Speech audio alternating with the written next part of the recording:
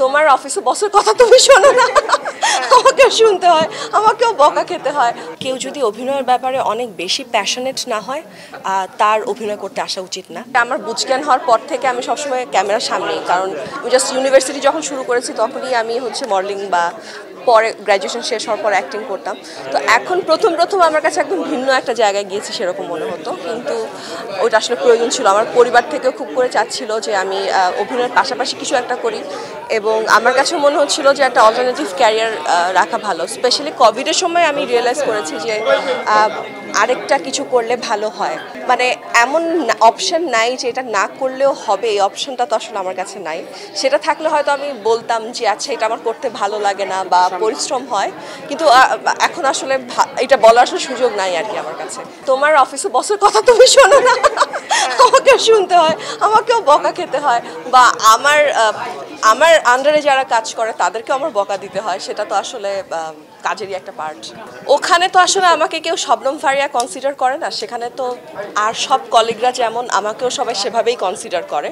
So আমি কোনো special treatment পাই না। বাট অনেক সময় এরকম হয় যে আমি হয়তো কোনো ইভেন্টে গেলাম, শাড়ি পরে সাজগোজ করে যাচ্ছি, তখন ওরা খুব মজা পায় যে ও আজকে দেখতে শবনম ফারিয়ার মতো লাগছে। আপনারা ডিরেক্টরদেরকে বলেন আমাকে কাস্ট করতে। আমার কাছে কোনো ভালো স্ক্রিপ্ট আসেনি দেবীর পরে। আমার কাছে দেবীর পরে যেসব স্ক্রিপ্ট এসছে সেগুলো করলে আপনারাই আমাকে গালি দিতেন, এই কথা বলতেনই না যে আপু একটা ভালো সিনেমা করার পর আর কেন কাজ করেন না।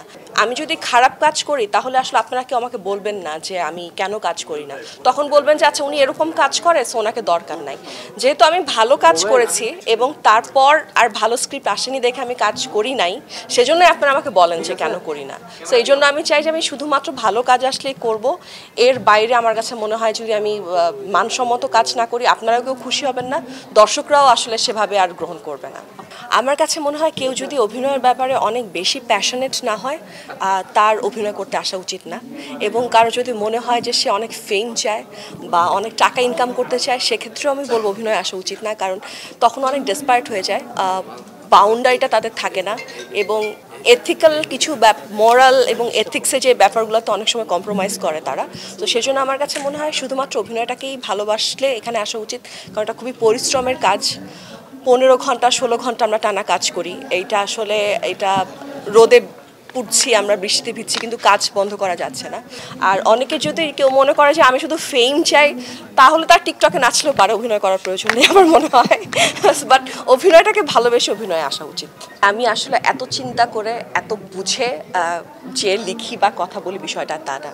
আমার কাছে মনে হয় যে আমার কাছে একটা প্ল্যাটফর্ম আছে যেটা অনেক মানুষের কাছে পৌঁছায়। দেশের সাধারণ নাগরিক হিসেবে আপনি ঠিক যেরকম নাগরিক আমিও ঠিক সেরকম নাগরিক।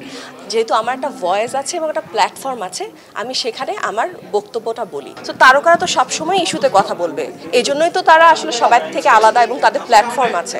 সো আমি আসলে এটা নিয়ে এরকম আলাদাভাবে কিছু করিনি, আর এবং আমাকে আলাদাভাবে কখনো কিছু ফেসও করতে হয়নি। আমার বাধা আর সবার বাধা তো আসলে সেম হবে না। এক একজন মানুষ এক এক জায়গা থেকে এক এক ধরনের বাধা সৃষ্টি করে। এখন যে মেয়েটা গ্রামের থেকে বড় হচ্ছে, ওর যে স্ট্রাগল, ঢাকায় যে মেয়েটা বড় হচ্ছে ওর স্ট্রাগল সেম হবে না, ডিফারেন্ট স্ট্রাগল হবে। বাট প্রত্যেকেরই তাদের স্ট্রাগল থাকে, আর শুধু মেয়ে না, ছেলেদেরও স্ট্রাগল থাকে। শিল্পীদের আসলে একটু কঠিন টাইম যাচ্ছে। আমাদের প্রজেক্ট তো কমে গেছে। আগে যে পরিমাণে নাটক হতো বা যে পরিমাণে শুটিং হতো সেটা আসলে হচ্ছে না। সেটার পিছনে আসলে অর্থনৈতিক কিছু ব্যাপার থাকে, টাকা লগ্নি করতে অনেকে ভয় পাচ্ছে। সো আমার কাছে মনে হয় এই মুহূর্তে যে শিল্পীদের জন্য খুব ভালো সময় যাচ্ছে সেটা আমার মনে হচ্ছে না।